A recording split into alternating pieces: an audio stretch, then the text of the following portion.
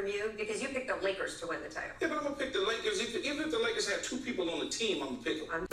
What's up, world? Welcome back to Charge the Game podcast. And this video is going to be about Keyshawn Johnson, man, as he has been a complete abomination to the whole Undisputed show. And I try to ride with this guy, but after today, and I've been meaning to report on this, but I just been doing other things and reporting on other topics. But today I got the time, guys, because this guy is just, he sounds so incompetent at his job, man. And the things that he does, I just don't even know like where this guy comes from. He's just left field, and he does things like this. Even when Rachel Nichols is trying to like help him to pretty much help his case make sense, he's so stubborn and bullheaded. And that's what you have with these football players, these CTE football players, who just, they don't have a well-rounded game for other topics, and I'll explain why. But first, I need you guys to do me a huge favor. Hit that like button, keep your boy in these algorithms, and also subscribe to the YouTube channel for future content. Thank you so much for the love and support. Back to the video. Keyshawn Johnson, he is a guy who seems to, first of all, he came out of nowhere, right? I'm gonna be real with you guys. I saw Keyshawn Johnson clips, and when this guy was in the NFL, I just never gravitated towards him. And he kills me with his takes because you're put on the show to be biased. Let's just say, call it like it is, right? Most of these topics are rehearsed, but not rehearsed on your commentary, but rehearsed like, okay, you choose a side, I choose a side. Sometimes they freestyle it. I get all that. But Keyshawn Johnson does things like this, guys. I do not like the Nuggets. I don't like Mike Malone. I don't like it. But there's this perception that, oh, they ran into Denver early and no one could win against Denver. Obviously not true. She's trying to help him, right? Whose fault is it the Lakers aren't? Well, because that's our roster. We don't have bigs like that. When we get this man on TV. What the hell is that? You're such a nut hugger. What do the kids call him? Like, whatever. He's such a jock strap holder to where anything with the Lakers, if they suck, right? If they suck, you should not be like, I'm going to pick the Lakers anyway, because it makes the audience lose respect for you as a commentator, right? That's why I always tell people, like, Skip Bayless may not be liked, but at least he shows you who he is on the regular. And Keyshawn Johnson, I don't know if he's, he doesn't want to miss out on the clutch parties. He don't want to offend LeBron, but it seems like most of these analysts, they do everything in their power to not acknowledge the obvious. And he went on to say that they were a bad matchup, whatever. The Lakers caught them at the wrong time. Well, guess what? Do you honestly think, based on what we just saw the Minnesota Timberwolves do to the Lakers, right? What we saw OKC do to the Mavs, right? Even though they got eliminated, we saw that those kids put up a fight. The Lakers were not going to beat anybody. And for a guy to come on this show, and don't get me wrong, I rock with y'all, Laker Nation, because y'all know, hey, like I tell you guys all the time, I was an Allen Iverson fan when Kobe, was doing his thing during his era.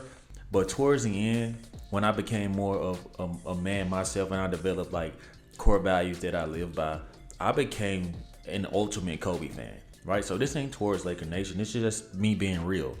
And Keyshawn Johnson does stupid things. Like, his takes are so obnoxious to me. No way you can sit here and say with a straight face, right? There comes a point where you have to do your job. And your job is to tell the truth.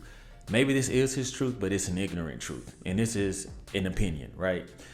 For him to keep coming on air, right? He never likes to choose a side, right? He likes to say, well, I'm an if guy. I'm an if guy. Well, I like to put myself in the player's mind and in the coach's mind. Okay, dude, at the end of the day, what side are you on? Because you make thoughts that go back and forth. And then when we see Rachel Nichols, right? We see Rachel Nichols and we see Paul the Truth Pierce. They come onto this show and they make it make sense. And that's why you see everybody in the comments going crazy. Why do you think Paul Pierce can get away with saying the N-word on the air?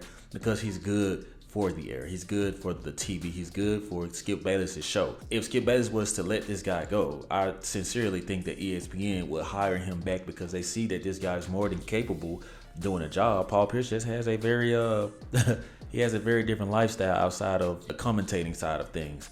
And that's okay. When you hear Keyshawn Johnson with these obnoxious takes, man. They just take the air out of the room. Honestly, I just feel like some guys are so one-dimensional. And I think that when it comes to football, Keyshawn Johnson sounds his best, in my opinion. But the way Shannon Sharp could articulate different levels of his knowledge, first of all, the way he could differentiate between sports, give you historic stats, and just give you more of a better rundown. You know what I'm saying? Keyshawn Johnson is abysmal for TV. I'm sorry. I see why ESPN cut that contract and said, okay, Fox, you can have it. And I do think that Skip Bayless was desperate. I would not be surprised at all. You just have to listen to the audience, right? I wouldn't be surprised if Keyshawn Johnson ended up redoing his contract, honestly, because you have to look at the three big fish on here. It seems like the jump has taken over Undisputed. The jump, I mean, is Rachel Nicholson and Paul Pierce. They just have the chemistry from ESPN. And when they're next to each other, it's just ebb and flow. You see Skip Bayless becoming more involved. And every time Skip Bayless says something to Keyshawn, he's like, well, I don't know. You always go back and forth. Skip Bayless is saying that for a reason, because it's kind of hard to be into business with a guy who won't be straight up about one thing. It's always, let's look at it this way, let's look at it that way. And it becomes very annoying. And I just feel like he's not competent in his job. You know what I'm saying? I don't think that he's a bad person. I don't think that he's good at this, right? You see Draymond Green can literally leave the court. And I'm not a Draymond Green fan. I think he's funny. And I also think that he acts like a moron sometimes.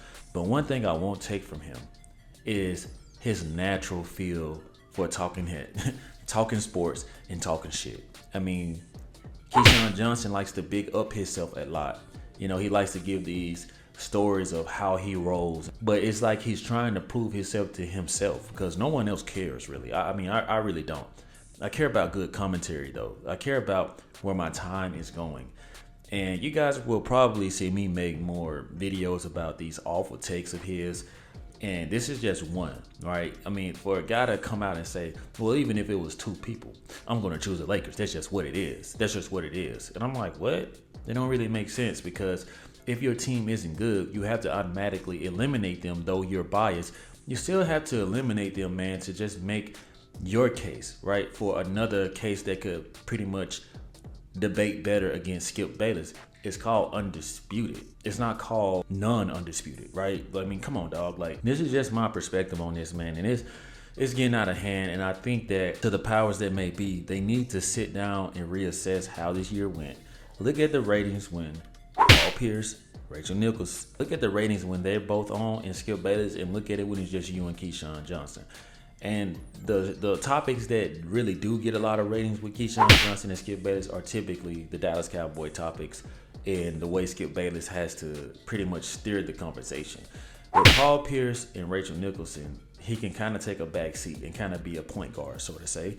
And I just feel like with Keyshawn Johnson, he gets in and he just mucks it up. And it's not pretty commentating, in my opinion.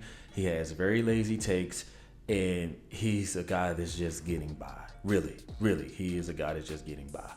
Now, that being said, I'm not saying that this guy should lose his job or stop commentating. I think that he just needs to get another show. Okay, just do your podcast, all facts, no breaks. You can do your thing. And I feel like he is competent in certain areas of his commentating. I'm not trying to down this brother. I'm not trying to talk like he doesn't know, but it just, when he's on the show, it's just eye soaring and ear soaring to hear this type of buffoonery that comes out of his mouth. So you guys let me know what y'all think on this, man. And how do you guys feel about Keyshawn Johnson? Stay tuned for the next episode. See you guys next time.